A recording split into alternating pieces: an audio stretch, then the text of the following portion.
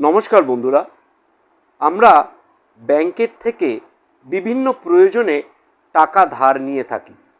সেটা কখনো direct loan হিসেবে টাকাটা নিই, বা কখনো আমরা ক্রেডিট কার্ডের মাধ্যমে শর্ট টার্ম লোন নিয়ে থাকি। লোন নেওয়ার পর অনেক ক্ষেত্রেই দেখা যায় যে যিনি লোন নিয়েছেন তিনি লোনটা ঠিক সময় মতো শোধ করতে পারছেন না। এই শোধ না করার জন্য অনেক সময় ব্যাংক পেনাল্টির পর পেনাল্টি চাপিয়ে যায় এবং ইন্টারেস্টের পর ইন্টারেস্ট চাপিয়ে যায়। যিনি লোন নিয়েছেন তার কিন্তু একটা তথৈবচ অবস্থার মধ্যে পড়তে হয়। তার কারণ তিনি যে টাকা নিয়েছেন সেই টাকার থেকে বহু গুণ ইন্টারেস্ট এবং পেনাল্টি জড়ো হতে থাকে।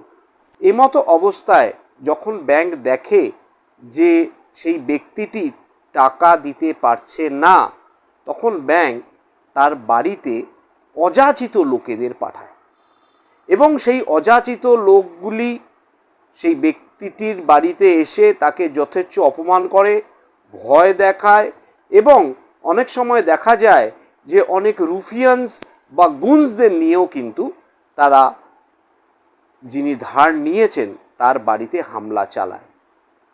এরকম অবস্থার মধ্যে যদি আপনি কখনো পড়েন তাহলে একদমই ঘাবড়াবেন না।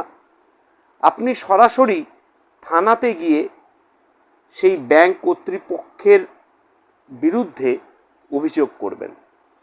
যদি থানা কোনো কাজ না করে সেক্ষেত্রে আপনি এক্সিকিউটিভ ম্যাজিস্ট্রেটের কাছে গিয়ে 107 সিআরপিসি বা 144 সিআরপিসি বা দুটোই, যেটা এখন বিএনএসএসে 126 বিএনএসএস এবং 163 বিএনএসএস হয়েছে, সেই অ্যাপ্লিকেশন করে এক্সিকিউটিভ ম্যাজিস্ট্রেটকে আপনার সমস্যার কথা জানান। এক্সিকিউটিভ ম্যাজিস্ট্রেট যদি মনে করেন যে আপনার কমপ্লেনে কোনো সারবত্তা আছে, তাহলে সঙ্গে সঙ্গেই এক্সিকিউটিভ ম্যাজিস্ট্রেট কিন্তু অর্ডার করে দেবেন এবং অর্ডারে লেখা থাকবে যে কোনো অবস্থাতেই আপনার বাড়ির সামনে সেই ব্যাংক কর্তৃপক্ষ যাতে কোনো রকম শান্তি ভঙ্গ করতে না পারে, এবং সেটি দেখার জন্য লোকাল পুলিশ স্টেশনকে এক্সিকিউটিভ ম্যাজিস্ট্রেট কিন্তু ডাইরেকশন দেবেন। এছাড়াও পুলিশকে ডাইরেকশন দেবেন যে একটা ইনভেস্টিগেশন রিপোর্ট যেন এক্সিকিউটিভ ম্যাজিস্ট্রেটের কাছে পুলিশ কর্তৃপক্ষ পেশ করেন। সুতরাং এই গেল মোটামুটি বন্দোবস্ত।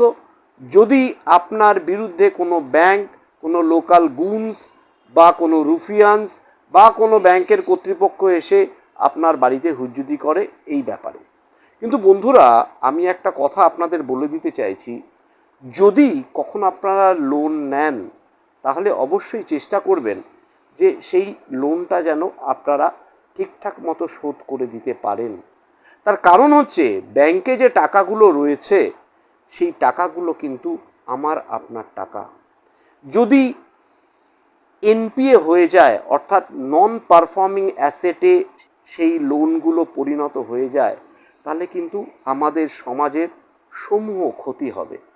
সুতরাং চেষ্টা করবেন যাতে ব্যাংকের সাথে সেটেলমেন্ট করে সেই লোনগুলো আপনারা ফিরিয়ে দিতে পারেন। এরপরেও যদি কোনো ব্যক্তি মনে করেন আমি তো হাতে একটা অস্ত্র পেয়ে গেলাম, আমাকে ব্যাংক আর কিছু করতে পারবে না, তাহলে কিন্তু আপনারা ভুল ভাবছেন। তার কারণ ব্যাংক কিন্তু ডিআরটিতে গিয়ে, অর্থাৎ ডেট রিকভারি ট্রাইব্যুনালে গিয়ে আপনাদের বিরুদ্ধে মামলা করতে পারে এবং সেই মামলাতে এরকমও হয় যে ব্যাংক খুব সত্বর আপনার যে সমস্ত সম্পত্তি আছে সেই সম্পত্তি কিন্তু অ্যাটাচ করেও নিতে পারে। সুতরাং ব্যাংকে যেমন আমাদের দরকার, আমাদেরও তেমনি ব্যাংককে দরকার। একটা মিউচুয়াল কোঅপারেশনের মাধ্যমে কিন্তু আপনারা ব্যাংকের সাথে যে সমস্যাগুলি আছে সেই সমস্যাগুলি মিটিয়ে ফেলুন। আশা করব এই ভিডিওটি আপনাদের প্রভূত উপকারে দেবে। আজ এই পর্যন্তই। নমস্কার, ধন্যবাদ।